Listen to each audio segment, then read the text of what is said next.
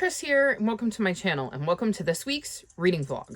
So when I last left you, I was almost done with The Rune of Kings, and I said I was going to finish that book before I went to bed, and I absolutely did. This is 5 stars. Jade was absolutely right. I'm so glad that I picked it up. I love it, and I am so upset that I cannot just pick up the sequel. Because my plan is to read one book in the series each month to kind of spread them out, because they are big, chunky adult fantasies, and they're not the only things I want to read every month. So I'm bummed that I can't just keep going because I'm into the series, but at the same time, I'm also kind of okay with it because I want to read other things.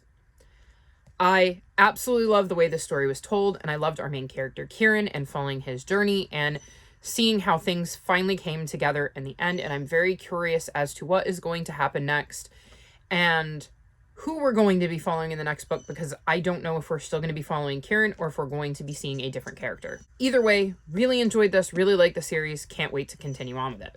Then before I get to what else I've read, I want to note that I haven't read any more of The Grace of Kings, and the reason for that is because I realized trying to read The Rune of Kings and The Grace of Kings at the same time was making it very hard to remember what was happening in each book. So once I decided I was going to read this one, I kind of put this one down. So I will probably be picking this one up again soon, but I'm still enjoying it, and I do still want to read it. I just realized I was starting to get confused with all of the things that was going on. So only one adult fantasy should be read at a time. I have learned my lesson. Today, however, because this finished my chunky book for Bishurathon, I picked up The Secret Garden on 81st Street by Ivy Noel Weir, and this is a modern graphic novel retelling of The Secret Garden, and I gave this 5 stars. I absolutely adored this book.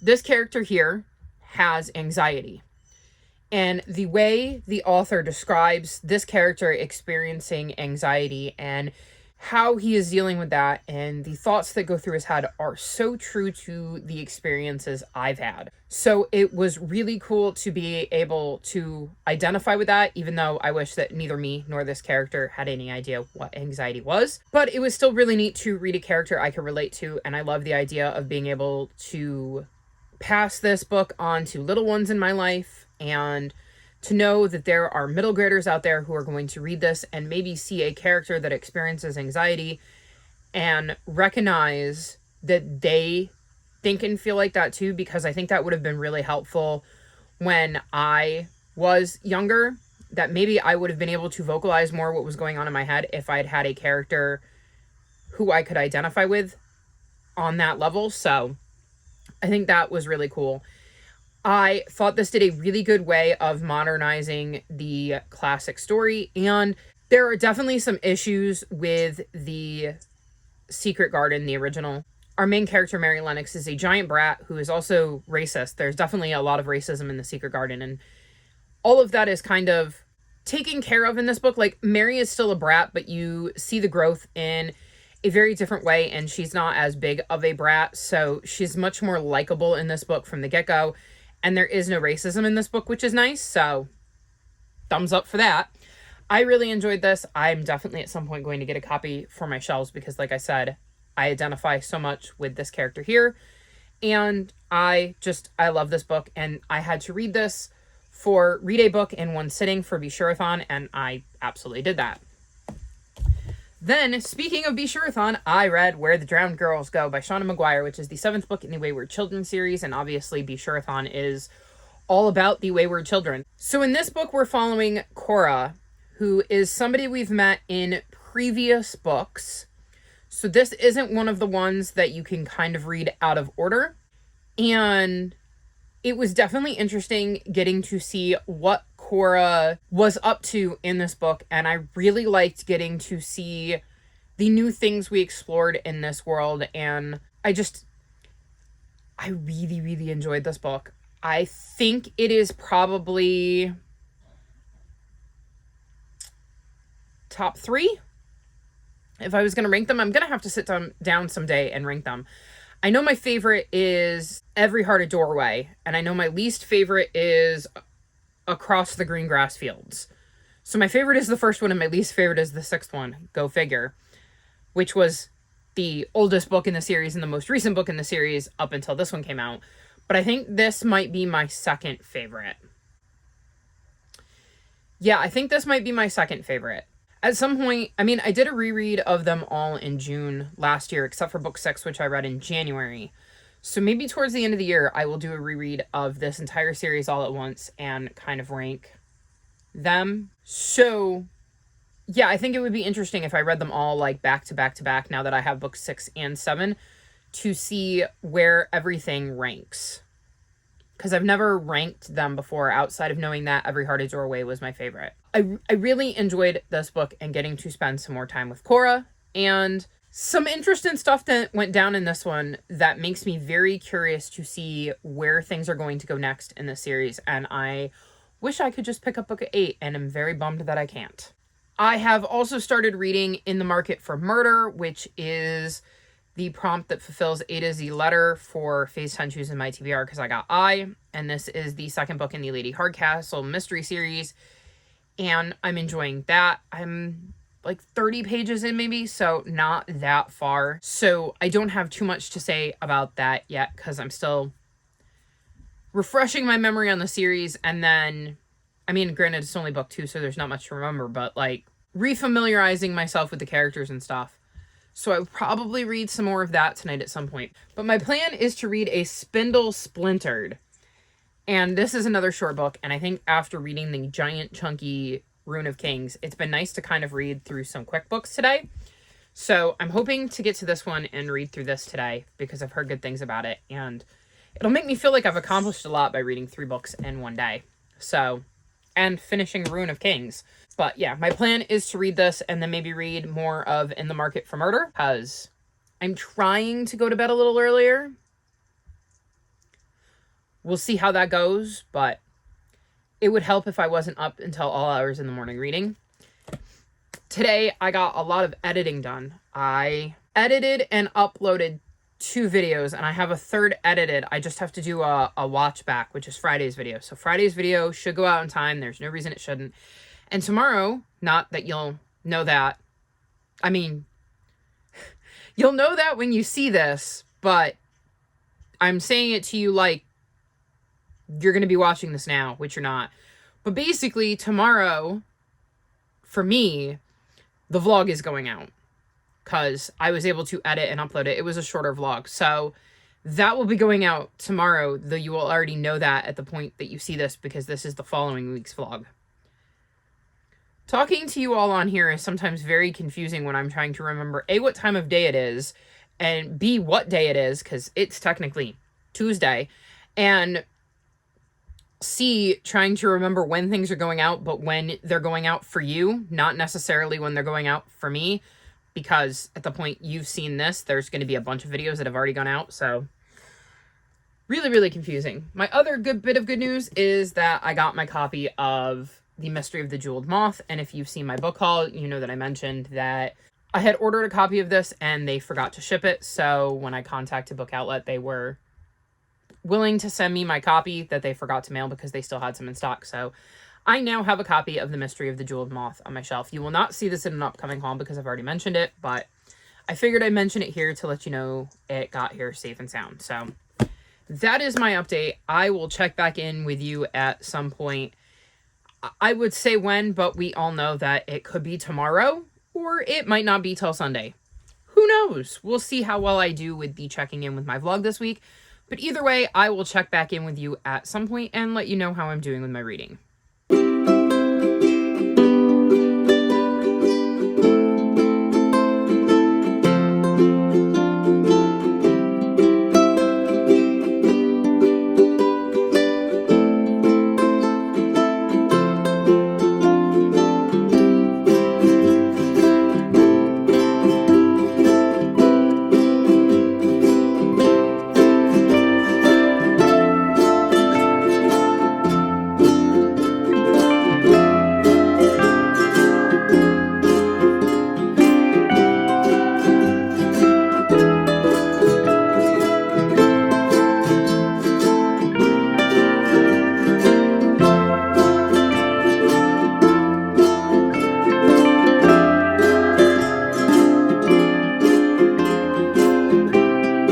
So it's Friday, and I thought I would check in.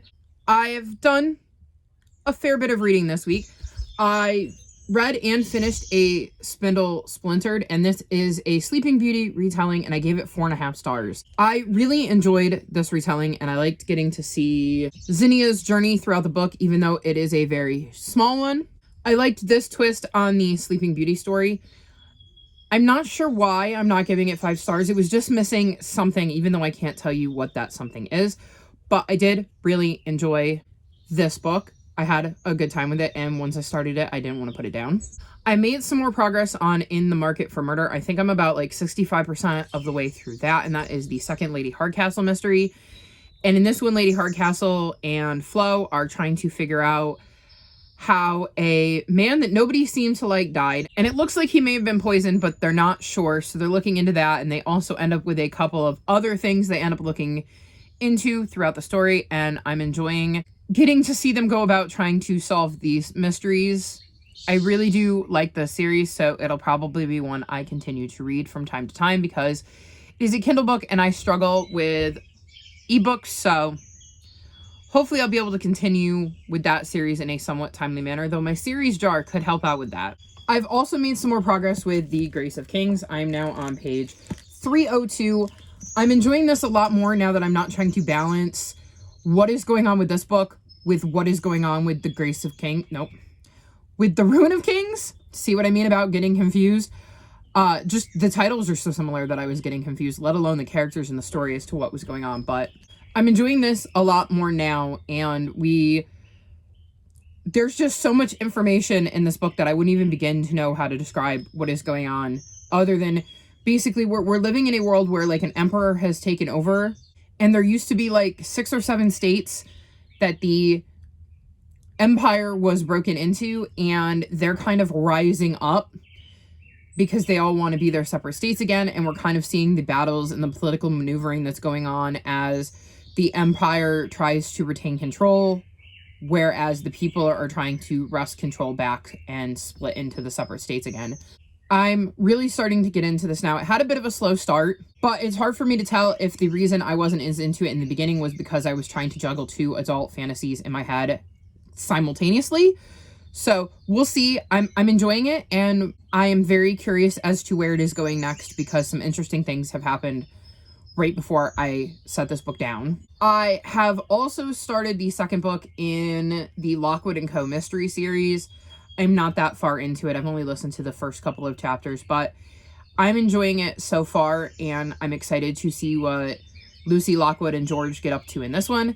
And then my last reading update is I finished A Light in the Mist. And this is book 6 in the 7th arc of 6 in the Warrior series. And I cried. I cried a lot. I think of all the books in the series, this is the one that made me cry the most. Not the hardest, but the most. And I had put it down and assumed I was going to finish it before I wrapped up last week's vlog. But I knew, based on what was going on, that this book was going to be heartbreaking and emotional and draining. And I was absolutely right. I'm in no way saying this is a negative. I love how amazing the Aarons are at making you emotionally connect with these characters. Whether they're somebody you've known for a long time, or whether they're somebody you've met in this latest arc, or whether there's somebody you've met in this latest book. They find such an amazing way to make you, the reader, connect with these characters and care deeply about what happens to them. And this is easily my favorite arc in the series, I think. The only one that could rival it is the first one, because that's the one that introduces you to the world and makes you fall in love with this universe in the first place. But outside of the first one, this is definitely my favorite arc. I loved it, and this book packs a punch. And I'm emotional now just thinking about it, because there were so many amazing moments that were both sad and heartbreaking or happy, and they found so many ways to really make you emotional in this book. And I loved this book and what happened in it. And I am definitely excited to read Arc 8, which the first book I think comes out in April, though I have no idea how they're supposed to top this one because it was brilliant. So that's my reading update. I'm having another pretty good week. I still haven't rated a book lower than 4.5 stars, so I'm killing it with the picks I've made for the beginning of the year so far. Right now, I feel like the Grace of Kings is not 4.5 star territory yet, so, but I still have like half the book to go, so there's plenty of time there. I don't think In the Market for Murder is going to get 4.5 stars, but it feels in the 4-star range, so we'll see. I guess it'll depend on how it wraps up and where I land. I'm thinking 4.25 based on what we have so far. And I'm not far enough into the second Lockwood & Co. mystery to have an opinion on where I'm going to rate that yet. But so far, an amazing start to the year. I've found some amazing books that I could totally see making my favorites of the year list. And it's crazy because we're only about halfway through the first month of the year, and I think it's possible that I've already read one of my favorite books of the year. So I picked some good ones to kick the year off, but we'll see if that trend continues, and I will check back in with you guys soon.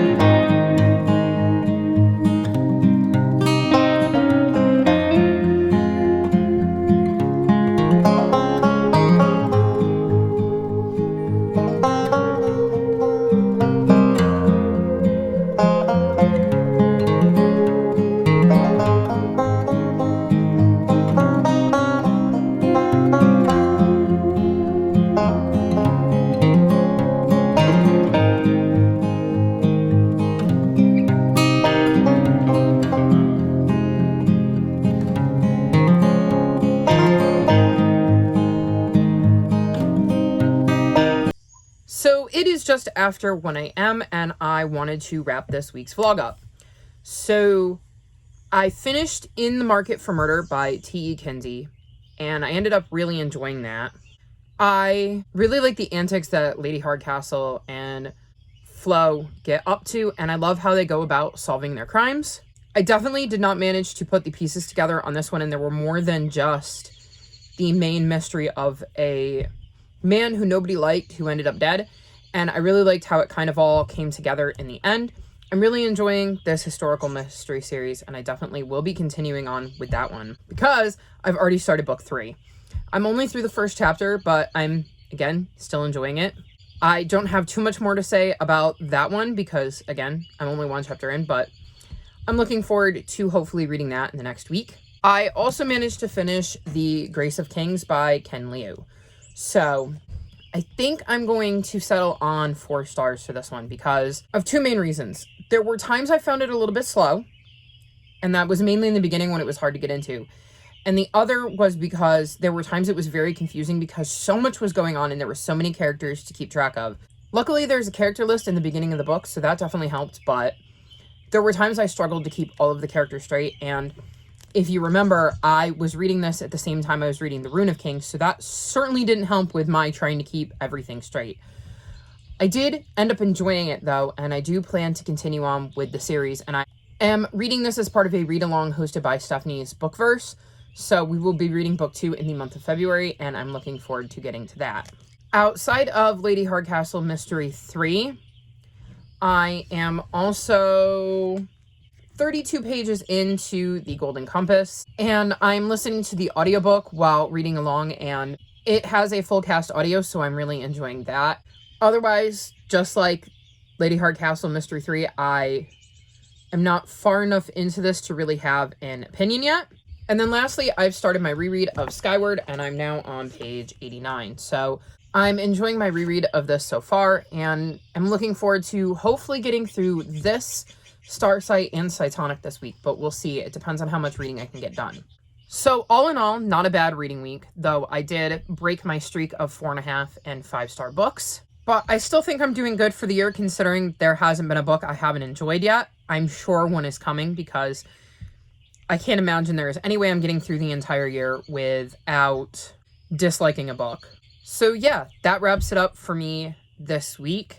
All of my social media, including my Discord, is linked in the description below if you'd like to come chat with me.